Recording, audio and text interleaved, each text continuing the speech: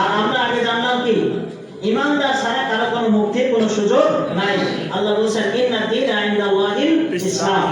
আমি বিস্তারিত পড়তে পারছি না, সময় সংক্ষেপ। এখানে সবগুলো আয়াত আছে। তাদের একটা বই আছে সনাতন ধর্মাবলম্বীদের প্রতিপক্ষের আহ্বান।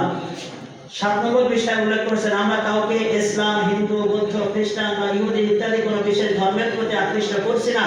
আমাদের কথা হচ্ছে যার যার ধর্ম বিশ্বাস তার তার কাছে। আবার মহাসত্যের আহ্বান একটা পুস্তক আছে, সেখানে বলছেন মানব জাতির ঐক্যই স্রষ্টার কাম্য। আর আল্লাহ বলছেন ওয়ালাউ শা আল্লাহু লাজআলাকুম উম্মাতান ওয়াহিদা ওয়ালাকিন লিয়াবলুয়াকুম, যে যদি আল্লাহ চাইতেন সবাইকে মুওয়াহহিদ তাওহীদবাদী বানাতে পারতেন, কিন্তু আল্লাহ চেয়েছেন তোমাদেরকে পরীক্ষা করতে। এই আয়াতের সম্পূর্ণ সাংঘর্ষিক। তাই সকল ধর্মে আছে ঐক্যের শিক্ষা, কিন্তু ধর্ম ব্যবসায়ীরা ধর্মকেই বিভেদের প্রাচীর বানিয়ে রেখেছে। আসলে বিভেদের কিছু না, একটা হলো তাওহীদ আর একটা কুফর, একটা হলো তাওহীদ আর একটা শিরক, একটা ঈমান আর একটা কুফর, এই দুইটা পথ। তারা অন্য ধর্মগুলোকে মিথ্যা এবং সেই ধর্মের অনুসারীদেরকে জাহান্নামী কাফের বলে গালিগালাজ করে।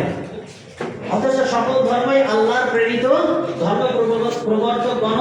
তাই অর্থাৎ এটা দ্বারা তারা বোঝাতে চাচ্ছে যে ইব্রাহিম আলাইহিস সালাম জান্নাতে যাবে, নমরুদও কি যাবে? জান্নাতে যাবে। এটা সম্ভব? তাদের আরেকটা দাবি হলো ইসলাম বিকৃত। আল্লাহ রাসূলের ইন্তেকালের 100 বছরের মধ্যে কি হয়ে গেছে? ইসলাম বিকৃত হয়ে গেছে।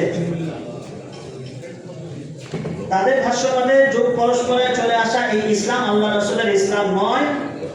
তারা বলছে মহাসত্যের আহ্বান বইতে 27 পৃষ্ঠায় তারা বলছে আমরা দুনিয়াময় ইসলাম নামে যে ধর্মটি দেখতে পাচ্ছি সেটা আল্লাহ রাসূলের রেখে যাওয়া ইসলাম নয়, এটা একটি বিকৃত ও বিপরীতমুখী ধর্ম বিশ্বাস। এটা বিশ্বাস করা যাবে? যে ধর্ম আল্লাহ হেফাজত করবেন। আল্লাহ রাসূল বলেছেন লা ইয়াজালু আমরু হাদিহি উম্মাহ মুস্তাকিমান হাত্তা তাকুমা সাআহ, কিয়ামত আসা পর্যন্ত এই দ্বীনের বিষয়টা সরল সঠিক পথের উপরে থাকবে। আর ওরা বলতেছে এটা কি বিকৃত। আর অনেকগুলো রেফারেন্স আছে। পৃথিবীর সকল মুসলমানকে তারা কাফের মনে করে। আপনি আমি যারা মুসলমান তাদেরকে কি মনে করে? কাফের মনে করে। তাদের একটা বইয়ের নাম হলো আস-সামাউ ওয়া আত-তাবিউ নামক গ্রন্থটি 42 পৃষ্ঠা আছে। আমরা শিরক ও কুফরের মহাসমুদ্রের মধ্যে এক ফোঁটা হিদায়াত। এটা 15 পৃষ্ঠা আছে। এই জাতি তার সমস্ত সমাজ, নামাজ, যাকাত, হজ, রোজা সব শুদ্ধ বেঈমান, কাফের, মুশরিক। আমরা আমাদের নামাজ, রোজা, হজ, যাকাত সহ কি কাফের।